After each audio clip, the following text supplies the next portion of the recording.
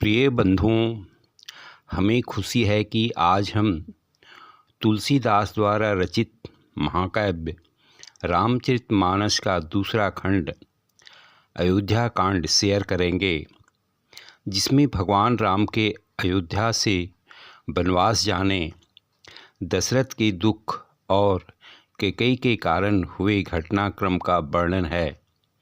यह कांड भारतीय संस्कृति में धर्म, कर्तव्य और त्याग के आदर्शों को दर्शाता है। जैसा कि आप जानते हैं, मनुष्य का जीवन एक अनमोल उपहार है जो सीमित समय के लिए है। उसे सार्थक बनाने के लिए रामचरितमानस से सीखते रहें और जीवन भर अपने को निखारते रहें। अयोध्या कांड में कई अद्भुत और गहन चौपाइयाँ हैं। इनमें से कुछ अत्यंत प्रेरणादायक और भावनात्मक हैं। यहाँ दो प्रसिद्ध चौपाइयाँ प्रस्तुत है। राम के बन जाने का प्रसंग। रघुकुल रीति सदा चली आई, प्राण जाए पर वचन न जाए। यह चौपाई रघुकुल की परंपरा और वचन की मर्यादा पर बल देती है। श्री राम अपने पिता के वचन की रक्षा के लिए बन जाना स्वीकार करते हैं। दूसरा, भरत का राम के प्रति प्रेम। भरत ही संतत प्रीति अपारा, जाने राम बड़ भाग हमारा।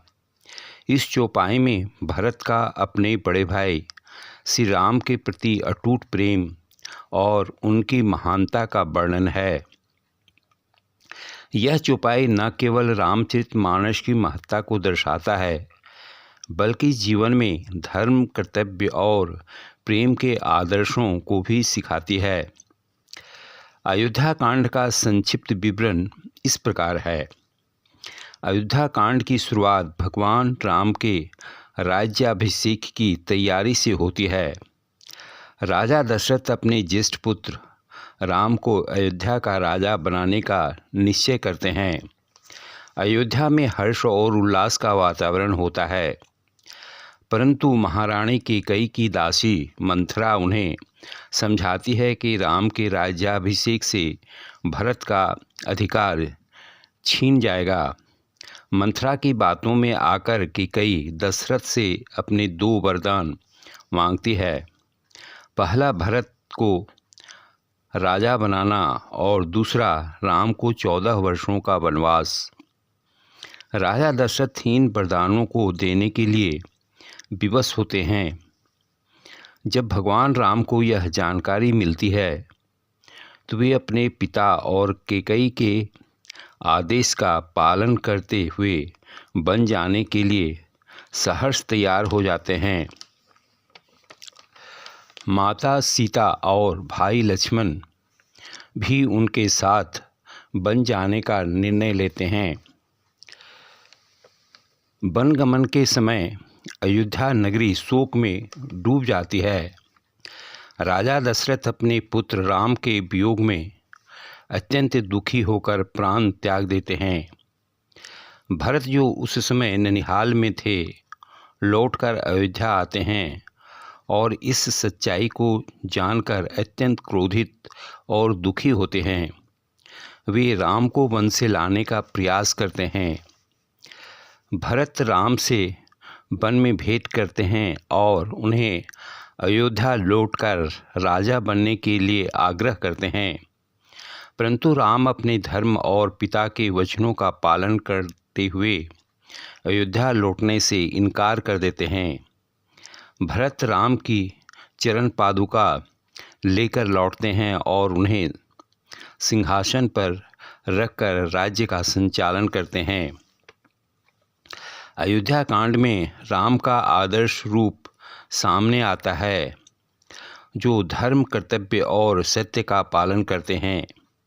यह कांड हमें सिखाता है कि व्यक्ति को अपने कर्तव्य के प्रति समर्पित रहना चाहिए, चाहे परिस्थितियां कितनी भी कठिन क्यों न हो। साथ ही यह त्याग, सेवा और परिवार के प्रति निष्ठा का महत्व दर्शाता है। इस प्रकार अयोध्या कांड भारतीय साहित्य और संस्कृति में एक महत्वपूर्ण स्थान रखता है, जो मानवीय मूल्यों को उजागर करता है। आज के युवाओं को अयोध्या कांड अनेक प्रेरणादायक संदेश देता है। पहला, कर्तव्य और त्याग। श्री राम का वनवास जाना यह सिखाता है कि कर्तव्य पालन और त्याग जीवन में महत्वपूर्ण है। दूसरा, परिवार के प्रति समर्पण।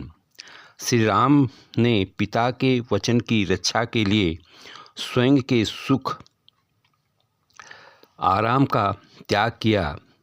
तीसरा, धैर्य और सहनशीलता। कठिन परिस्थितियों में भी धैर्य रखना और अपने आदर्शों पर डटे रहना। चौथा, धर्म और न्याय। हर स्थिति में धर्म और सत्य का पालन करना जीवन को सफल बनाता है। पांचवा, अहंकार का त्याग। कैकेयी और मंथरा की गलतियों से यह सीखा जा सकता है कि अहंकार, स्वार्थ विनाश का कारण बनते हैं। अंत में, अधिक जानकारी के लिए रामायण का अध्ययन करें और जीवन को सहज, सरल और सफल बनाएं। धन्यवाद।